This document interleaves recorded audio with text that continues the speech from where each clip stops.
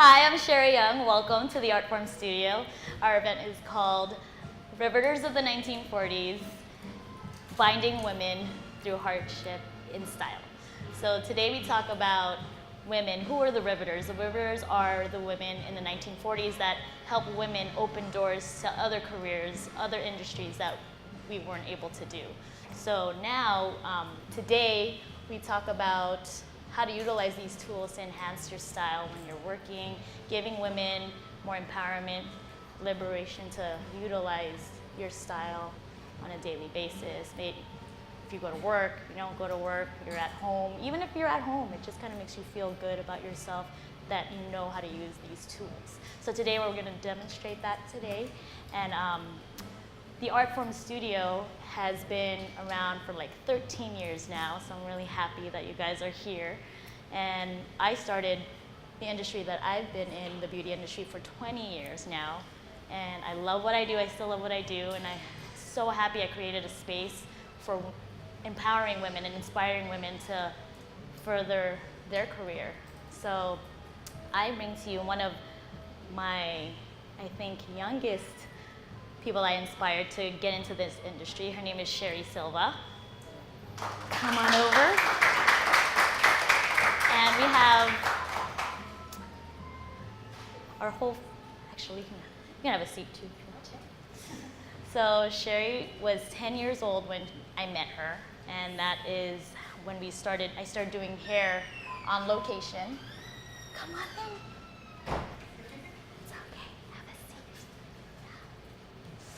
You can have a seat, Rhoda. So when she was 10 years old, I don't even remember her. She was so quiet. So I did her hair for an event, and she remembered me bringing my tools with me, and she's like, oh my God, I think that's what I want to do. I want to do that. And 18 years later, she's still working with me, and I have a lot of women in the Artform Studio team that still work with me. We have Kaz is a part of our team too. She does hair and makeup, so does Sherry. She's been working with me for 15 years. It's over 10 years, let me just say that. And then we have Jazmin back here. She's our manager, creative director, producer. We have Amanda back there. She's our marketing manager for the Artform Studio. And then we also have Anya as our guest DJ today. And we're talking about women through the ages going through hardships. We have I'd say maybe the past 5-10 years now, you see more and more women in different jobs now. Like Anya's not only a DJ, but she is also a plus size model. And so when you're looking at models, you see more relatable people in the media. And when I see back then, we had Grace Jones. She was a totally different type of model. You know, she was muscular, beautiful black woman. And then that's when we have today's society. We want to see women who look like us too, in all sizes. So it's just breaking barriers for women to have more opportunities for all sorts of different looking people too. With Sherry, we're going to invite Katie. Katie's a writer. Come on over, Katie.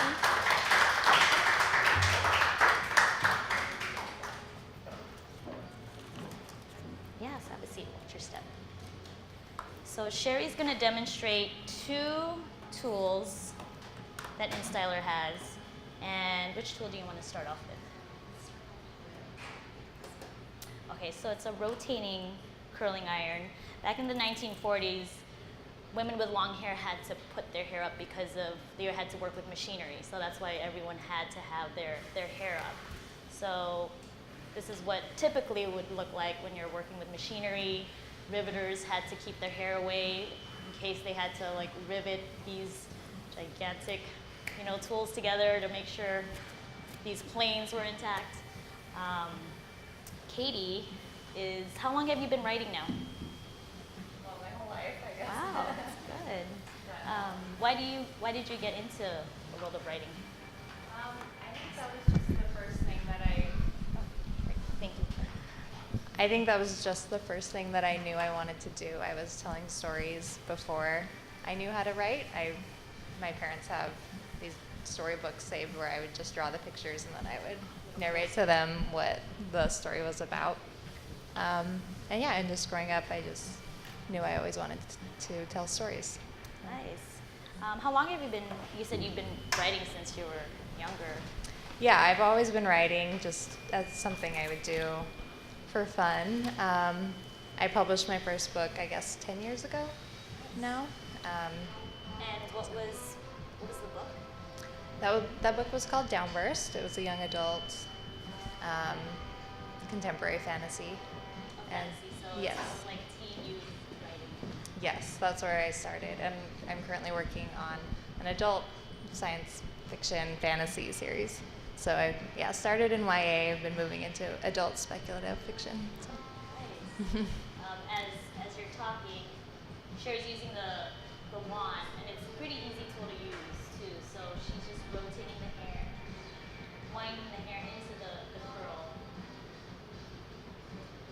And it is also made by it's a ceramic silk material that it really spins the hair, and it doesn't feel like it's like singeing the hair. That's one tool. This is the rotating curling iron.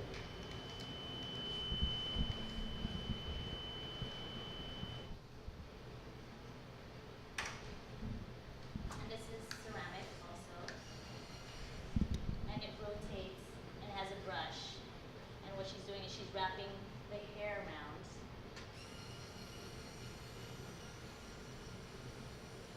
It gives a nice finish that is called the AIRLESS Blowout Revolving Styler. So if you don't want to blow dry your hair's dry, you don't want it to be super flat, you want it to give it like a nice blowout feel, that's what you would use. You could use it to curl your hair, you could use it to straighten it out too. Going back to Katie, how did you get into writing professionally? Well, I actually started self-publishing when I was doing my graduate work.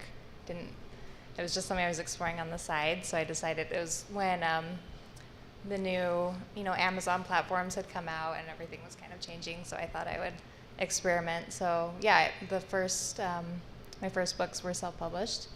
And then the new stuff I'm working on, I decided I wanted to try the traditional route, so I went, there's a kind of a standard process you have to go through. You have to get an agent, because the agent has to submit your manuscript for you to an editor or publisher. Is it really hard for you to get into getting an agent? Yeah, I think it took me probably a year working on like revising, sending out to different agents, and then agents get so many queries every week, and so it takes them a long time to go through. So with my agent, she requested my book, and then it was several months before she requested a partial manuscript, and then several months later she requested the full, and then several months later offered representation. So it is a long process. It is. I know it's challenging to get. And do you see a lot of women in your field? I'm sure there are more and more writers in your field now. Yeah, I think there are probably more women than men even, which is really great to see. There are certain holdovers where, there are certain gender inequalities that still happen, where the male authors tend to get the superstar treatment, but the industry is becoming more dominated by women, which is, so hopefully that, will start to shift. Was there anyone that, a great influence in writing that you admired? Well, growing up, I was inspired by a lot of female fantasy writers, so Tamara Pierce, Robin McKinley, Patricia C. Reed, Gail Carson Levine. And then as I got older, I discovered other female writers, Virginia Woolf, Edith Wharton, the Brontes, Jane Austen, and just for me as a young teenager, that having those female role models was definitely critical for me, thinking, oh yeah, this is something I can do myself. Yeah. And just kind of learning about the history of women becoming writers and what they had to overcome to do that. It's a lot of work and challenges. Like when I look at these album covers on our wall, like I think we had a challenge to where like, okay, well, did they write their music? Some of them did, some of them didn't. So we had to really display an amount of women up on our shelf. I mean, Aretha Franklin just passed away, but she had a huge voice, and it really spoke to to everyone, really. And she wrote some of her music, sometimes she didn't. And I don't think Respect was written by her, but she had sang it as if she did write it, and she understood exactly what it was to feel respected. And for women right now, I mean, we're evolving, and now we have like women's marches, we have the Me Too movement, and we have more of a voice. And even with me, I didn't really feel like I had a voice until now, when everything was going on. And I told my kids, like, I think Tamika was scared, like, Mom, what are we gonna do? And I said, well, we have to bring our voice out. And for me to have this platform here at Artform Studio makes me proud to be like, okay, I need to invite women over and talk about their experiences and challenges with the businesses that they're in. So what would be your advice to someone that wants to get into the world of writing and the challenges that you would tell them to expect? Just on a general level, I think you want to focus on your craft first and foremost. Just practice, write as often as you can, whenever you can, and just know that you'll get better the more you do it. More specifically, if you do want to do the traditional route, there's lots of resources online that can guide you on how to write a good query letter, because that in and of itself is its own art form. That takes a lot of practice. And yeah, I think connecting with other writers, finding a community, support group is really helpful too. Yeah. When you were talking about Aretha Franklin and some of these other female artists, I was just thinking about how, when the Brontes published, they published under male pseudonyms, and when Jane Austen published her first novel, it was, it said written by a lady. It didn't even have her name on it. And so when I just think about, where we are today and that we do have that opportunity and we can put our work out there and we can be proud of that, that's really exciting. And so, I would just encourage anyone to, if you have something you want to share with the world, do it. Yeah, and put your name on it. Yeah, put your name on it, yeah. That's right. Thank you so much for being our guest. I really enjoyed it. And then Sherry, what do you want to talk about your style? And So basically what I did was, you want to give her the mic too, and give her. So I curled her hair using this wand right here, but as you saw, you can pretty much do the same thing with the rotator, and this is really fun because it actually gives it, both of them give it a really good even curl all throughout. So I curled it all the same way, and then I just let it loose in the end, and this is after maybe an hour, and it calmed down, but it's still there, which is good, and it's all pretty even all around. And then, can I use everything else I just kind of pinned up. I think what I like about this is that it's not extremely hot, that it doesn't, and plus a lot of our clients have bleached hair, and to use something really hot on bleached hair, it just, never mind, it's just gonna fall apart. But I do love it. It gives it a nice shine too, and with 1940s waves, what she was saying is that she curled all in one direction to get that nice full wave. And if you wanted a nice beachy wave, it would be alternating curls. Thank you. Thank you, ladies.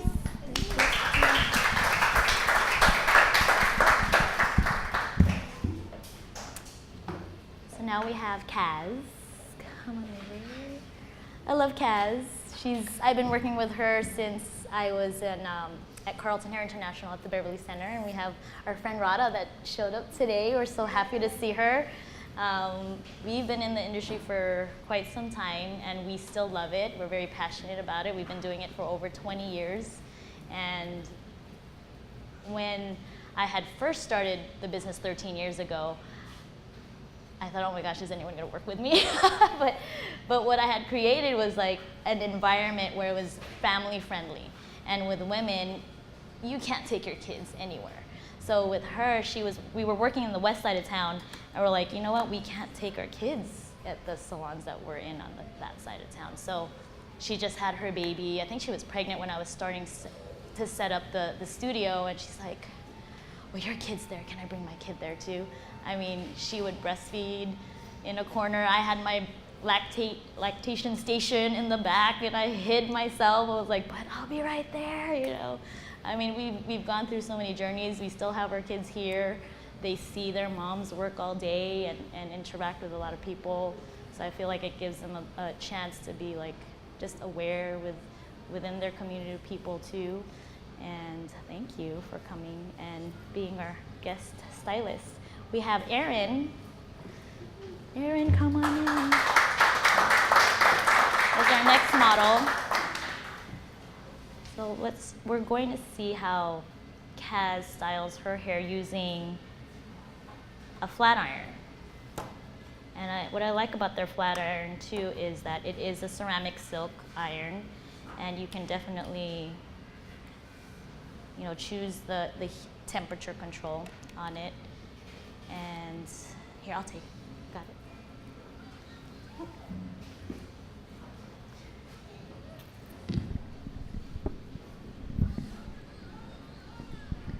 Actually, I'm gonna have Katie come back over here. I'm sorry, I wanted you to have a seat right next to me. Actually, we're gonna have you sit over here first, and then we can have that, give that to Erin. Yeah. Okay, thank you. Hello.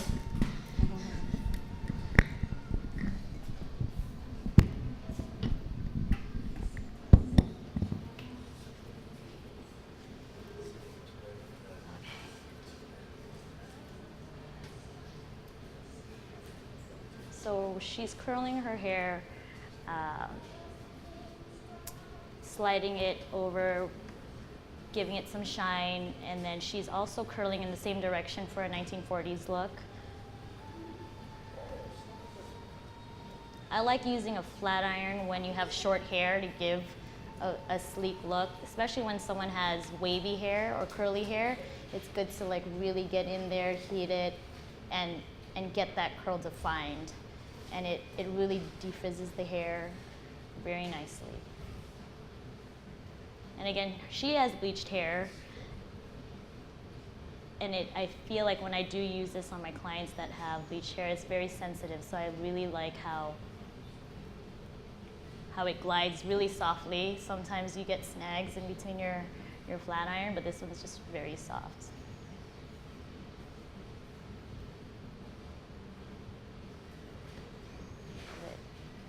So while this is setting, we're going to talk to Erin. She's an artist and in the video gaming industry. And how long has it been since you started?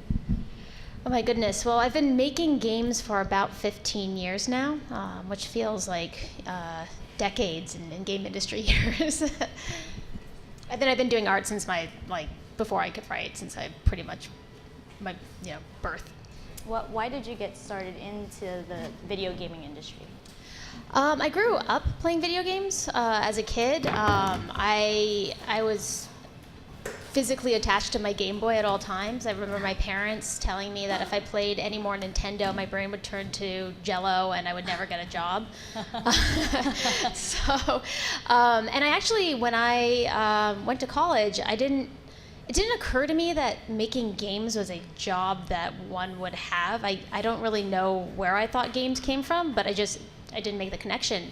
But I did know that I wanted to find a way to combine my passion for art and my love for technology together. So I originally went to school for 3D animation. It was around the time when Pixar was getting to be really big, and I was like, man, I want to do that. And so I went to school and I started to take animation classes and realized that I was awful at animation, just the worst, could not do it. And I didn't really enjoy it as much as I thought I did. So, but I knew I still wanted to find something that had to do with art and technology, and I knew I was like getting closer. So I tried visual effects, and it was a little closer, but not really quite the right fit for me still. And in that exploration, I went on this field trip with the School of Visual Effects Club because I'm a nerd, and we went to visit Electronic Arts, which is a big game development studio. And I saw this presentation that someone gave about the difference between working in visual effects and video games. And that was a moment like a light bulb came up over my head. And I was like, oh my gosh, that's the perfect fit. It just makes so much sense. I love video games, and it combines all of the things that I like doing. That's the path for me. And so ever since then, I kind of went down that path, and here I am today. That's nice. How about the challenges that, I think we talked about this before, about women in the gaming industry. If you're a video gamer, some women don't want to say that they're,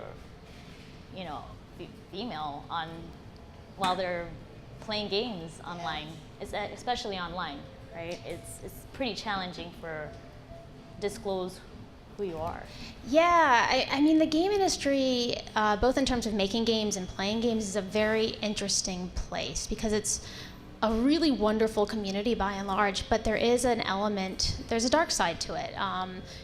Gaming has traditionally been thought of as being very male-centric, and that's changing, which is great, but there's still a little bit of that there. And so, I think a lot of female gamers feel like they're going to be harassed if they go online and people find out that they're women. And so a lot of female gamers sometimes disguise the fact that they're women, just so they don't have to deal with that. They can play the game and not have to deal with all the nonsense that some of the jerks out there throw at them. And on one hand, that's kind of nice because games let you be whoever you want to be, but it kind of sucks when you can't be who you want to be and be yourself. And so it's something that the game industry struggles with, and as game developers, we're always trying to think of ways that we can make it a more safe and inclusive community for everybody at all times. And I think progress is being made that way, but there's still a lot of growth to be had in the industry along those lines. Do you see a lot of, so when you first started, do you see the growth of women in your industry just like exponentially, or is it just like slowly getting there? Or it's actually been very encouraging. When I started making games, I would walk into a room, with coworkers, and I would feel a little bit like, they just saw a ghost. It was like having a female game developer was a little rare. Nowadays, I have so many coworkers and colleagues and mentors who are women, and it's really getting a lot better. Just not only in terms of more women making games, but more people of all backgrounds making games, which I think is only going to make the games more interesting moving forward. So I'm really excited about that. There's also been a really encouraging increase in female gamers as well. I think I saw some numbers recently where it's about 50-50 in terms of the breakdown of women gamers, and it might even be more women than men, especially on mobile platforms. So that's really exciting too. I think change is happening, and it's only going to increase from here, and that means good things for everybody involved. Yeah, that sounds promising. It's really positive. I have a couple clients who are video gaming females. That's awesome. That are on. What would be your advice if someone wanted to get into this industry?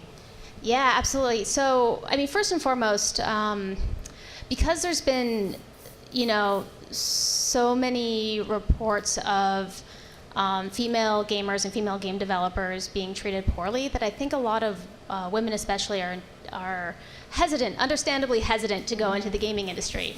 And I totally get it, but I also, to anyone who's thinking about it, I'd say, don't worry about that. Do your thing, be awesome. The game industry, by and large, is amazing. I've had a really, really positive experience with everywhere I've worked and everyone I've worked with. And so, yes, there's some jerks out there, but by and large, that's not the majority of people's experiences. So don't let that scare you. Don't let that hold you back. And then, just in general, be curious. learn as much as you can. The game industry, what makes it so exciting and terrifying is that it's always changing. The technology today is going to be completely different tomorrow. Yeah. So having a passion for being really curious about everything, how things work, how you can create worlds and experiences, whether that's through programming or art or game design or production, that'll take you very far. Thank you. That's very inspiring. Really appreciate your time today. Great. Thank you so much. Thank you. Kaz, Thank you, Kaz. So what I'll have you do is I'm going to have you walk around, and then you can come back and have a seat over here. Great. Here's Erin. Thank you, Kaz. Okay.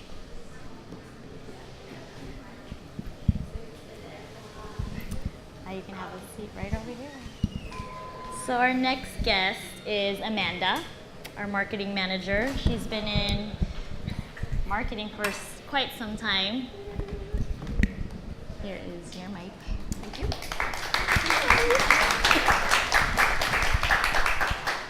So Amanda had just started working with us, but we met her because my husband was on her radio show. So she was on K-Day. And it was called Do the Right Thing, because her last name is Wright. Do the Right Thing. And it was a community show. And I had asked her, like, why did you ask, you know, for some reason I remember I asked you, what was it that compelled you to Adrian, and what kind of brought you to, like, hey, what are you doing? I'd like to be a part of it. Mm-hmm. What did you say? Well, just off the top, the Artform Studio, from what I have experienced from it, it's just a welcoming place for anybody and everybody in all different types of art forms, and I really did appreciate that, especially coming from a perspective where I'm not too, I don't like to be in front of the scenes all the time. You know, I like to be behind the scenes, do a little bit more production work, and I felt very much more welcomed once I came into the Artform Studio and met Adrian and both Sherry. Thank you. Well, you've been very, very helpful. I love that you're really good at marketing the Artform Studio and how you encourage us to keep going. And I'm here to empower people, but you help us like tremendously. And I've spoken to Sherry and Kaz that they're like, oh my God, yes. we have Jazmin and we have Amanda to help us get through. And that's how I feel like to maintain success is to have a good team behind you, because if you don't, then success can only take you so far. So with a community like ours here at Artform Studio, we believe that we can help each other to grow. So what I'm going to demonstrate today with Amanda is their InStyler blow dryer. I love this blow dryer. It really gives you, especially when I have clients who have bleached hair, I've noticed that it does give it a nice smooth finish. My favorite part of the tool is that it has an attachment diffuser for curly hair. So you'll find something for all textures of hair, which I love because I work with all textures of hair. And with Amanda, her hair is just so beautiful. Sometimes she uses a diffuser, sometimes she'll just let it air out. But today her hair is a little damp. What I'm gonna do is diffuse her hair. So this is called the Blue InStyler blow dryer.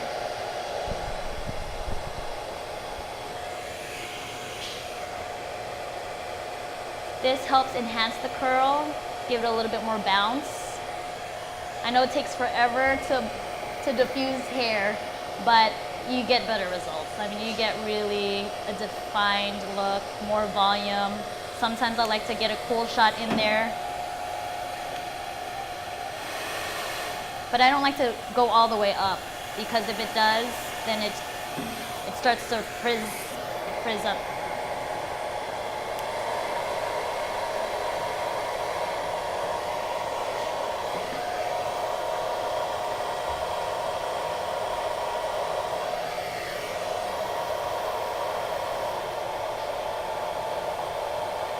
I'll take it in, hot and cold.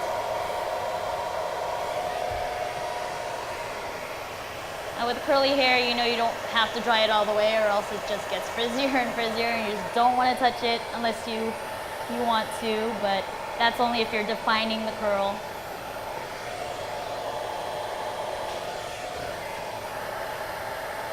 And then when everything is mostly dry, what you want to do is pick your hair to get extra volume. And this is like your best friend too, so. So Amanda, while I'm styling your hair, I wanted to talk to you about how did you get into marketing? Well, first started off in radio and promotions and got introduced to the marketing department and just advertising in the industry as a whole. And I was really fascinated with the many ways that you can market brands, yourself, everything overall, you know. So I just found it very fascinating and I continued that journey. Great. How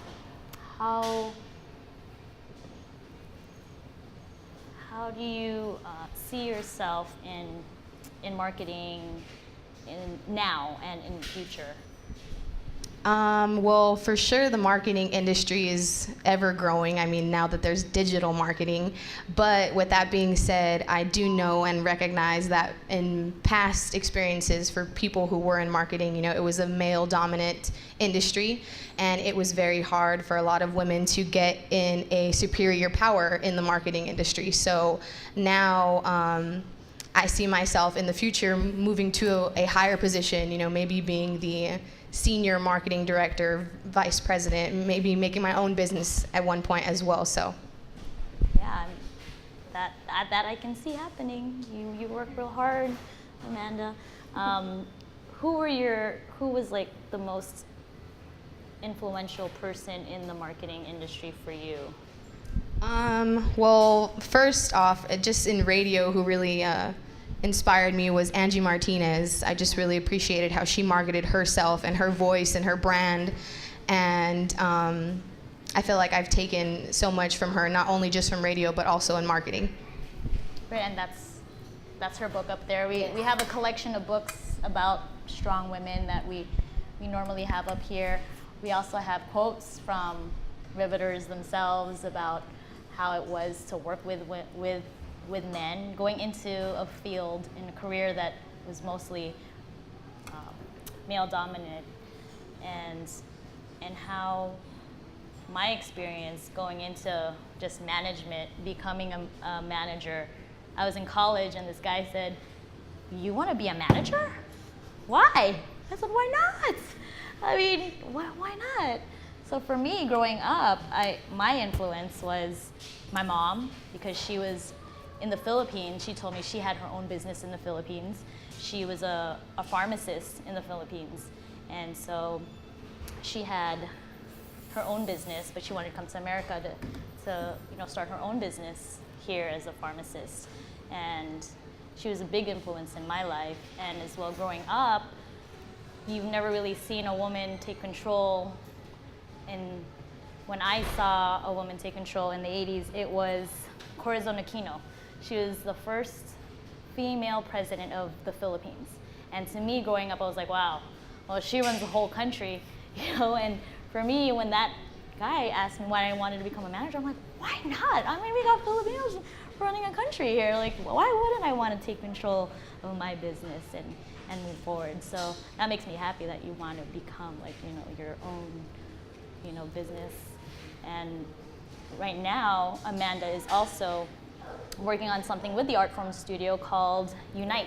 And that is something that we're going to be doing with you every fourth Fridays. Yes. Right? Yes. And what is Unite about? So I'm just still with my roots, giving back to the community. I just always the community, I grew up off of the community. Boys and Girls Club, Big Brothers, Big Sisters. I just was always involved in the community, and I just really feel like that's my duties to give back as well. So with my community show, I did that in radio, and now with my new venture with Artform, I'm starting this event called Unite. It's every last Friday of the month, and it's just pretty much opening the doors up for any type of community organization to showcase what exactly they do. September 28th is the debut, and it's going to be showcasing Juice. They are a nonprofit organization based out of MacArthur Park, and they teach kids about music, dancing, just pretty much all the elements of hip-hop culture, and it's really dope. So you guys should totally come out too. Yes, yes, that's exciting. I'm really excited to get into that. Is there any advice that you would have for anyone that wants to get into marketing? Yes, my advice would just be really stand in your own shoes. Understand that, you know, you are your own person, you are unique in your own way, and don't be afraid to own that. Thank you. Thank you so much.